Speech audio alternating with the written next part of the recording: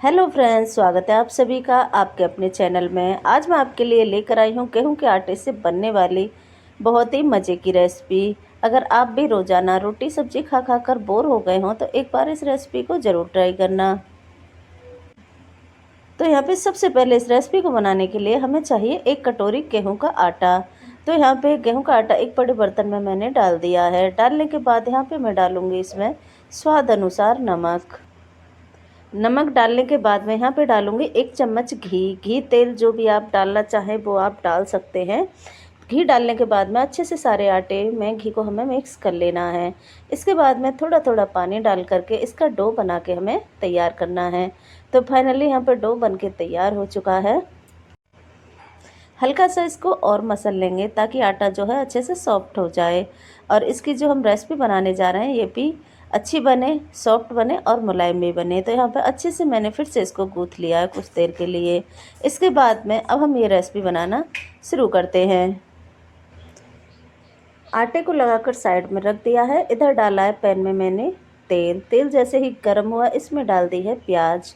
तो यहाँ पे एक मीडियम साइज़ की प्याज को मैंने कट कर लिया है और प्याज जैसे ही हल्की सी भुनी इसमें डाल दी है आधा चम्मच हल्दी डालने के बाद में अच्छे से प्याज और हल्दी को हमें भून लेना है ताकि हल्दी का जो है कच्चापन दूर हो जाए।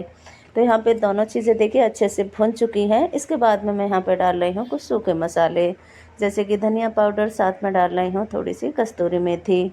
आलू को मैंने पहले ही बॉईल करके रखा हुआ है। तो यहाँ पे इस रेसिपी में मैं आज आलू की स्टफिंग भरने जा रही हूँ। तो यहाँ पे डाल दिया स्वाद अनुसार नमक। इसके बाद में मैं यहाँ पे ऐड करूँगी बॉईल किए हुए आलू जो कि मैंने मैश करके रखे हुए हैं। तो यहाँ पे सारी चीज़ें अच्छे से भुन चुकी हैं। इसके बाद में आलू को ऐड कर दिया है। तो यहाँ पे 3 मीडियम साइज़ के आलू लिए हैं जिन्हें छील करके अच्छे से मैंने मैश कर लिया है। इसके बाद में मसाले के साथ में आलू को अच्छे से हमें मिक्स कर देना है और कुछ देर के लिए इसे जो है पका लेना है। तो यहाँ पे लगभग 3 मिनट तक आलू की स्टफिंग को अच्छे से मैंने पका लिया है और इसके बाद में यहाँ पे डाल दी है मैंने लाल मिर्च डालने के बाद में फिर से सारी चीज़ अच्छे से मिक्स कर लेनी है। तो फाइनली आलू की स्टफिंग बनके तैयार हो चुकी है। इधर हमारा आटा भी सेट हो गया है क्योंकि आटे को हमने रेस्ट पे छोड़ दिया था।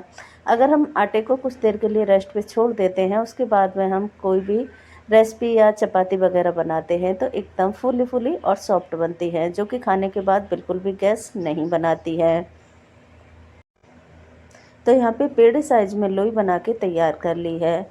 इसके बाद में थोड़ा सा सूखा आटा डाला है और सूखा आटा डालने के बाद में इसे छोटा सा हमें बेल लेना है।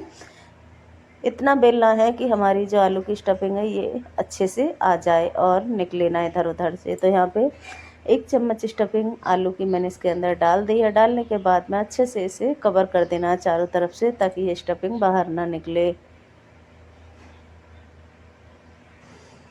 इसके बाद में क्या करना है, इसे इस तरीके से हमें अच्छे से कवर कर देना है चारों तरफ से। तो देखिए यहाँ पे अच्छे से कवर कर दिया है। हल्का सा इसको उल्टा करके इस तरीके से घुमा देंगे ताकि इसकी शेप जो है अच्छी आए। उसके बाद में हथेली के बीच रखते हुए इस तरीके से थोड़ा सा इसका साइज जो है बड़ा कर देंगे। इसी तरीके से हम सभी को बना के तैयार कर लेंगे। साइड में मैंने तवा गर्म होने के लिए रख दिया है। तवा जैसे ही गर्म हुआ तो इसमें इस तरीके से ये सारी रोटियां डाल करके हमें अच्छे से सेक लेनी है।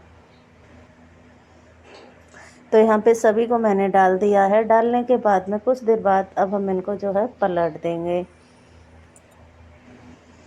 तो यहाँ पे एकदम मीडियम फ्लेम पे इन्हें अच्छे से हमें सेक लेना है।